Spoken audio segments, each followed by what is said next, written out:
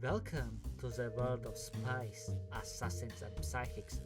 Engaging informational warfare, dynamic action, the X factor of supernatural abilities, and an overall cool atmosphere.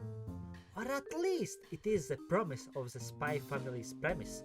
But as we know, many series do not deliver on their lofty ambitions, the most famous example being Sword Art Online, which paid only lip service to an exploration of what is and is not real. Can a virtual reality game be much more real than the real world?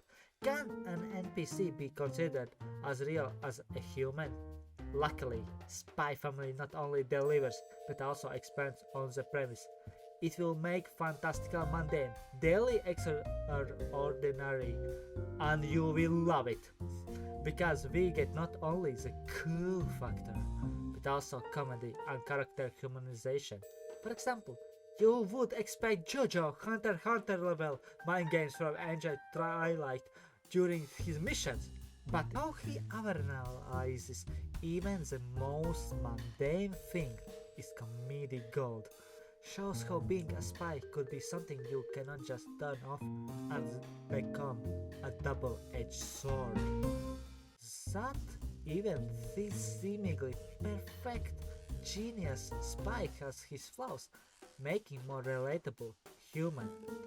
Enjoy badass, action-packed power fantasy from Thorn Princess, taking down wave after wave. Moreover, she does it with Jackie Chan movie-worthy a fighting comedy, but outside missions, where killing is not an option, shows how helpless she can be. The ability to read minds in the setting is very powerful and can be seen how Anya used it to gain desired with ease. But much more often, we are reminded about her physical and intellectual limitations due to being so young. This perfect imperfection reminds the Straw Hat Pirates from One Piece. Each member is great at certain things, but relatively helpless in another. For example, the captain is the strongest in combat, but will cry for the crew's navigator when gets lost, and vice versa when a strong enemy attacks. This need to depend on each other creates wholesome interactions. Quoting Sanji, everyone has things they can and cannot do. I will do what you can do, and you do what I can do.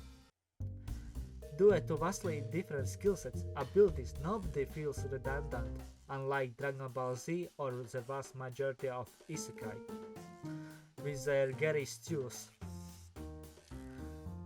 The Forger family interactions during dangerous missions and daily life are extra enjoyable due to expressive art, no matter whether it is a life-threatening action or comedy gold. The drawing will irradiate the emotion. Moreover, many expressions are JoJo level memeable. Despite being ice candy in so many ways, there is basically no explicit fan service, which makes it more accessible for anime beginners. Moreover, even during assassinations there is no gore, much smaller cultural barrier due to taking place in Western country. This is a very important factor if you wish to share your passion for anime with other people. Spy Family is so accessible that I will watch the anime with my grandma. In comparison, JoJo Bizarre Adventure is my favorite anime by a wide margin, but I will not recommend it to any newbie due to body horror, cruelty, sexual harassment, etc. Even the bizarre aspect, which I love so much, for money can be too overwhelming. That is why Spy Family is a mix of Sword Art Online level premise, One Piece wholesome quirky family, JoJo Bizarre Adventure, mind games and meme ability. Also, I dare you to join the parent and grandparent challenge by sharing your passion with them.